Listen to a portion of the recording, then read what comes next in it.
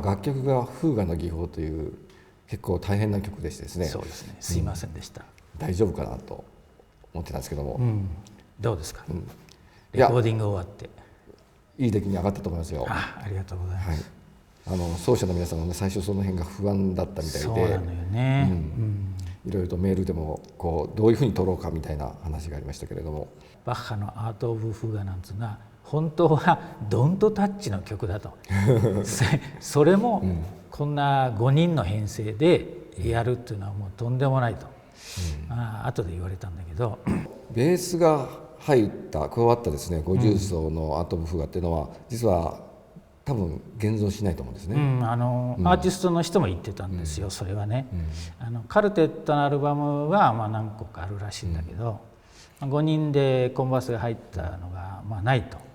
でそれもそうか、じゃあね人のやらないことをやるのはお互い好きだから、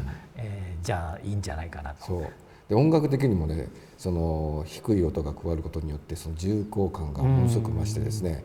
そのバッハらしいそのフーガになったんじゃないかと思うんですよね。よかったですね、フーガの技法って非常にそのテーマがですね入り組んでるんですよね。で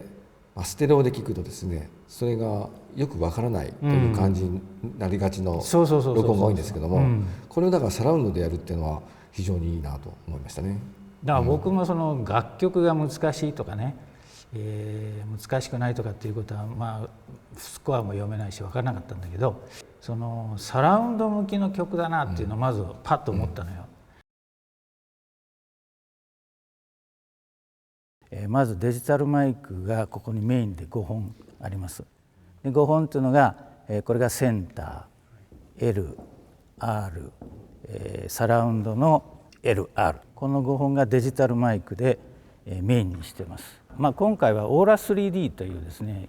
ハイトチャンネルのある9チャンネルのサラウンドを目指してるんで、ハイトチャンネル用のマイクが2セットこの周りに立ってます。このショップスの MK4 っていうのが4本立ってますけれども、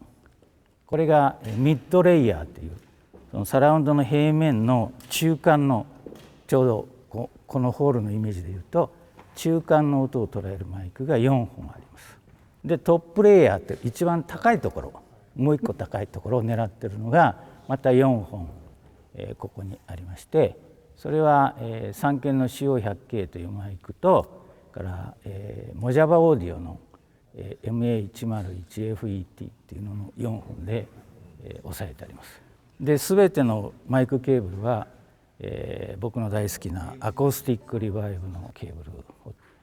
全面的に採用して、デジタルマイクっていうのはここから、AS42 っていうデジタルの信号でずっといってるんですよ。もうここでこの中でデジタルに変換をしてますので、アナログケーブルもアコースティックリバイブのケーブルを使ってます。でなぜこのケーブルを僕が使うかっていうと、非常に情報量がそのまま連想できるっていう、やっぱりハイレゾになるとケーブルなんかの周辺機材もいいものにするとちゃんと結果が出るっていうところがいいところかなと思いますね。そうですね、今回はハイレゾということもありましたけども、デジタルマイクを使いまして、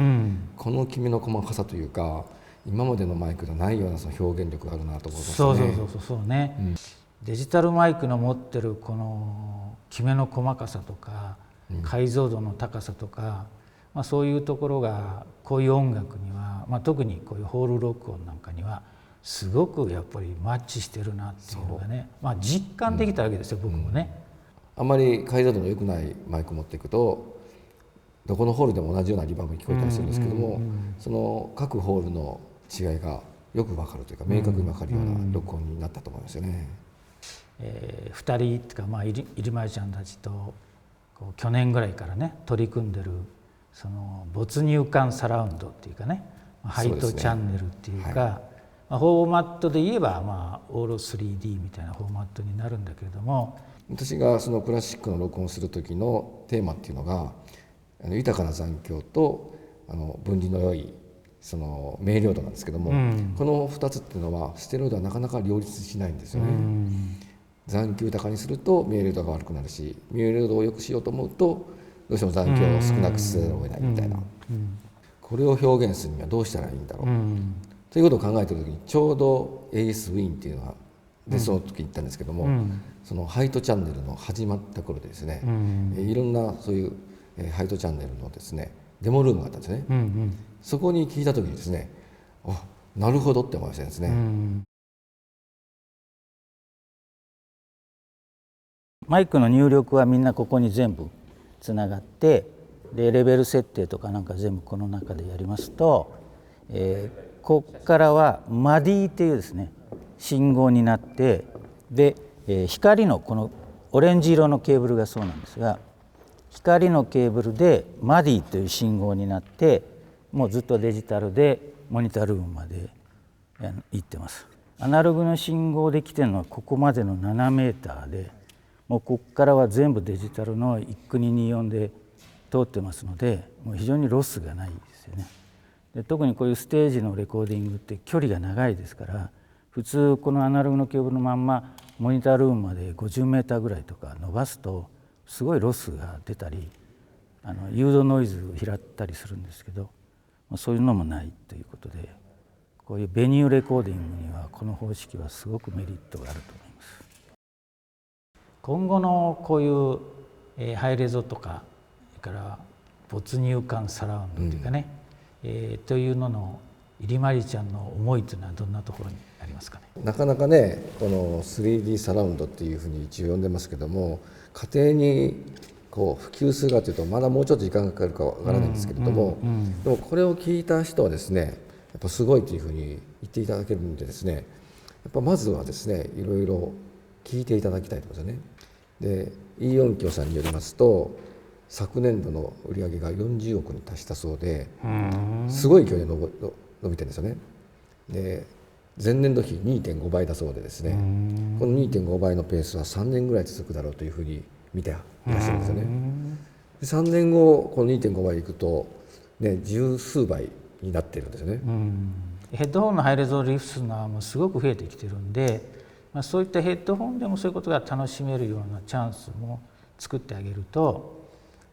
そこからこう気づいてくれていいんじゃないかなというふうには思ってるんだけどね。かつてアナログでもしこんなことやろうと思うと、もう大型の録音車みたいなね、4トン車みたいなトラックを横付けして、でジェネ焚いて、そこまでアナログのケーブルを何十メーターも引っ張ってっていうようなことをやらないといけないんで、スタッフもコストも、もう大変ベニューレコーディングってかかるんですけど、もうこういうデジタルの時代になるとほんの少数クルーで、なおかつクオリティもよく取れるっていう素晴らしい、僕はデジタル時代のすごいメリットが映像も音もどちらも反映できる時代になったかなというふうに思いますね。